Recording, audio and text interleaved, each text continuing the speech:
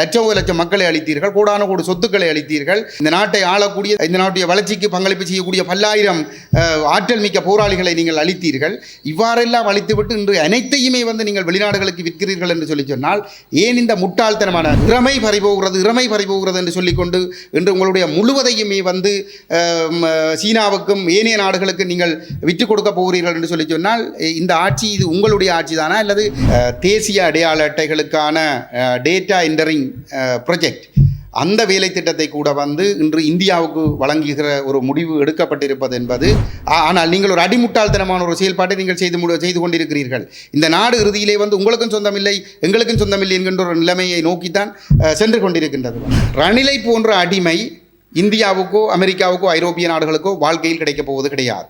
அதே போன்று மஹிந்த ராஜபக்ச தன்னை ஒரு பெரிய தேசிய வீரனாக தாங்கள் ஒரு தேசியவாதிகளாக காட்டிக்கொண்டாரும் அவர் தலைமையிலான மொட்டும் மிக மோசமான அடிமைகளாகத்தான் இன்று இப்பொழுது கொழும்பிலே நடைபெறுகின்ற சம்பவங்களை நோக்குகின்ற பொழுது நாளும் பொழுதும் இந்த நாடு ஒட்டுமொத்தமாக வெளிநாடுகளுக்கு விற்கப்பட்டு முழுமையாக மக்களும் அடிமைகளாக விற்கப்பட்டு விடுவார்களா என்று அஞ்சுகின்ற அளவுக்கு நிலைமைகள் சென்று கொண்டிருக்கின்றது.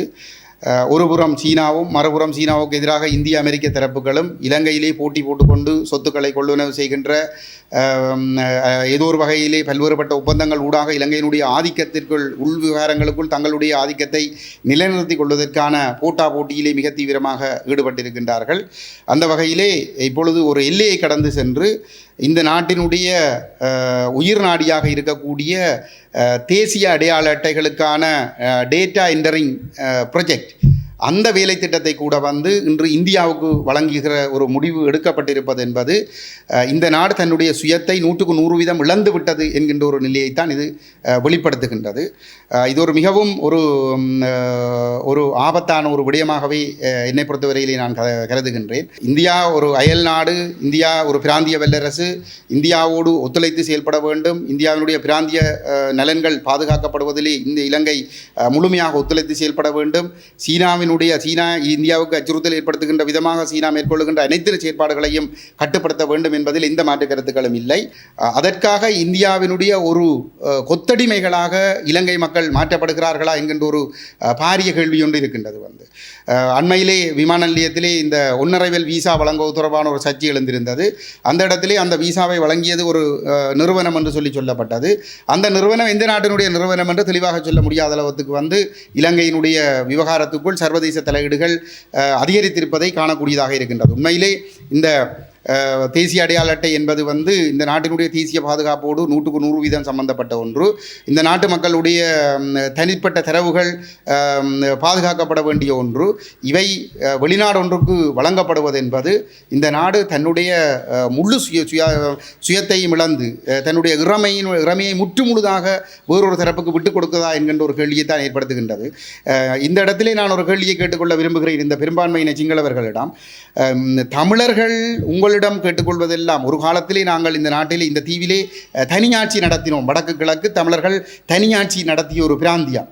போர்த்துகேயர்களிடம் 1505 நாங்கள் அந்த சுயாட்சியை இழந்து போன நிலையிலே பின்னர் ஒல்லாந்தர்களிடம் இழந்து, நீங்களும் இழந்து நாங்களும் இழந்து, ஆங்கிலேயர்களிடம் இழந்து 48ஆம் ஆண்டிலே இந்த முழு தீவைக்குமான ஆட்சி அதிகாரத்தை ஆளுகின்ற உரிமையை நீங்கள் பெற்றுக்கொண்டீர்கள். அந்த நாளிலிருந்து நாங்கள் உங்களிடம் ஒரு சுயாட்சி வடக்கு கிழக்கிலே நாங்கள் ஒரு சுயநிர்ணய உரிமை அடிப்படையில் ஒரு சுயாட்சியை கோரி வந்திருக்கிறோம்.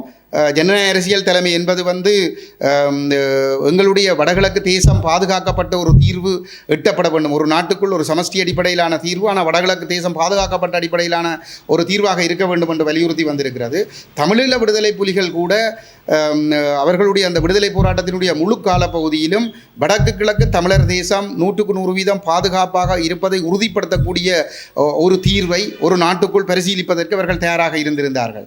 ஆனால் நீங்கள் தமிழர்கள் இலங்கை ஒரு நாடாக கொண்டு சிங்கள தேசமும் தமிழ் தேசமும் 2 தேசங்களும் சமத்துவமான தேசங்களாக வாழ்வதற்கான ஒரு சூழலை உருவாக்க விரும்பாமல் இறமை என்று வார்த்தைக்கு 1000 தரன் சொல்லி எங்களுடைய இந்த நாட்டினுடைய மக்கள் என்று சொல்லிக்கொண்ட தமிழ் மக்களை லட்சம் மக்களை அளித்தீர்கள், கோடான கோடி சொத்துக்களை அளித்தீர்கள்.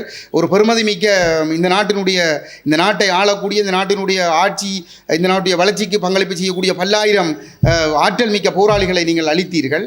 இவ்வாறெல்லாம் அளித்துவிட்டு விட்டுவிட்டு இன்று அனைத்தையுமே வந்து நீங்கள் வெளிநாடுகளுக்கு விற்கிறீர்கள் என்று சொல்லி சொன்னால் ஏன் இந்த முட்டாள்தனமான நீங்கள் உங்களுடைய தமிழர்களுடைய நாட்டார் கதையிலே உங்களிடம் இருப்பது போன்ற ஒரு கதை கிடையாது. அந்த மாதன முத்தாவினுடைய கதை என்பது தமிழருடைய நாட்டார் கதையிலே கிடையாது, உங்களுடைய சிங்களவர்களுடைய நாட்டார் கதையிலே தான் இருக்கிறது. மாதன முத்தா என்கின்ற ஒரு தலைவர் உங்களுடைய ஊரிலே இருக்கின்ற பிணக்குகளை தீர்ப்பதற்கு வருவதாகவும் அவர் எவ்வாறு அதை தீர்த்திருக்கிறார் என்றும் ஒரு ஆட்டுக்குட்டி ஆடு ஒன்று பானைக்குள் தலையை நுழைத்த சந்தர்ப்பத்திலே அவர் அதை தீர்ப்பதற்கு வருகின்ற பொழுது மதிலை உடைத்து உள்ளே வந்து முதலில் ஆட்டினுடைய தலையை வெட்டி பின்னர் பானையும் உடைத்த கதை போன்று ஒரு அடிமுட்டாள்களாக நீங்கள் ஏன் செயற்பட்டு கொண்டிருக்கிறீர்கள் என்ற கேள்வியை தான் இந்த இடத்திலே நான் உங்களிடம் கேட்க விரும்புகிறேன். ஏனென்றால் தமிழர்களுக்கு ஒரு சுயாட்சி, ஒரு நாடாக இருந்து நீங்களும் நாங்களும் ஒரு சமனான தேசமாக இந்த நாட்டுக்குள்ளே ஒரு சமஷ்டி ஆட்சியை ஏற்படுத்திக் கொள்வதற்கு விரும்பாமல் இறமை பறிபோகிறது என்று சொல்லிக்கொண்டு இன்று உங்களுடைய முழுவதையுமே வந்து சீனாவுக்கும் ஏனைய நாடுகளுக்கு நீங்கள்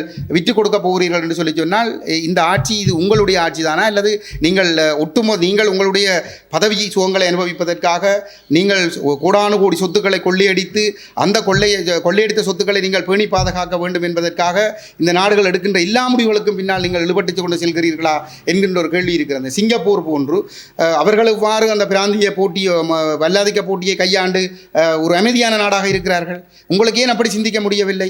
அதுபோன்று இந்தியா எங்களுக்கு பக்கத்தில் இருக்கிற நாடு என்று சொன்னால் இந்தியாவுடைய நலன்களை பேணியவாறு பாதுகாத்தவாறு ஏனைய சக்திகளுக்கு இலங்கைக்குள் இடமளித்து இந்தியாவுக்கு ஒரு பாதுகாப்பு அச்சுறுத்தல் ஏற்படாமல் ஒரு பேலன்ஸ் ஒரு சமநிலையை பேணியவாறு இந்த நாட்டை சிங்கப்பூரை விட மிகத்திரமாக கட்டியெழுப்பி இருக்க முடியும். ஆனால் நீங்கள் ஒரு அடிமுட்டாள்தனமான ஒரு செயல்பாட்டை நீங்கள் செய்து கொண்டிருக்கிறீர்கள். இந்த நாடு இறுதியிலே வந்து உங்களுக்கும் சொந்தமில்லை எங்களுக்கும் சொந்தமில்லை என்கின்ற ஒரு நிலைமையை நோக்கித்தான் சென்று கொண்டிருக்கின்றது.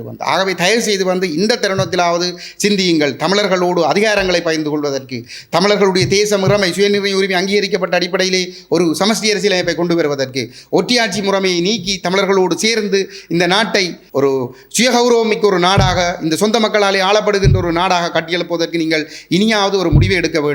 இந்த சர்வதேச சக்திகள் இன்று இந்த அடையாள அட்டை விஷயத்தை நோக்குகின்ற பொழுது என்ன தெரிகிறது என்று சொல்லி சொன்னால், ரணிலை போன்ற அடிமை இந்தியாவுக்கோ அமெரிக்காவுக்கோ ஐரோப்பிய நாடுகளுக்கோ வாழ்க்கையில் கிடைக்கப் போவது கிடையாது. அதே போன்று மஹிந்த ராஜபக்ச தன்னை ஒரு பெரிய தேசிய வீரனாக, தாங்கள் ஒரு தேசியவாதிகளாக காட்டிக்கொண்டாரும் அவரும் அவர் தலைமையிலான மொட்டும் மிக மோசமான அடிமைகளாகத்தான் இன்று படுத்து கிடக்கின்றார்கள்.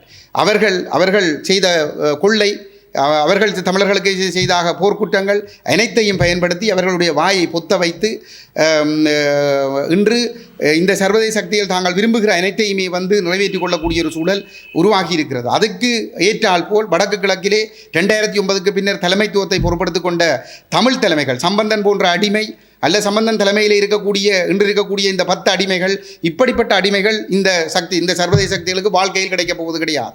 இந்த அடிமைகளை வைத்துக்கொண்டு தங்களுடைய நலன்களை மட்டுமே நிறைவேற்றுகின்ற காரியங்கள் நடைபெற்றுக் கொண்டிருக்கிறதே தவிர இந்த நாட்டை பொருளாதார ரீதியாக கட்டியெழுப்புவதற்கோ, இந்த நாட்டில் தமிழ் மக்களுக்கும் சிங்கள மக்களுக்கும் இடையிலான 75 ஆண்டுகால மோதல்களுக்கு நிரந்தர முற்றுப்புள்ளி ஏற்படுத்துகின்ற விதமாக ஒற்றியாட்சியை அளித்து ஒரு முடிவுக்கு கொண்டு வந்து ஒரு சமஷ்டி அரசியலமைப்பை கொண்டு வருவது தொடர்பாகவோ இந்தியாவுக்கோ மேற்கு நாடுகளுக்கோ எந்த விதமான அக்கறைகளும் கிடையாது. ஆகவே சிங்கள மக்களும் சிந்திக்க வேண்டும், தமிழ் மக்கள் சிந்திக்க வேண்டும், முஸ்லீம் மக்கள் சிந்திக்க வேண்டும்.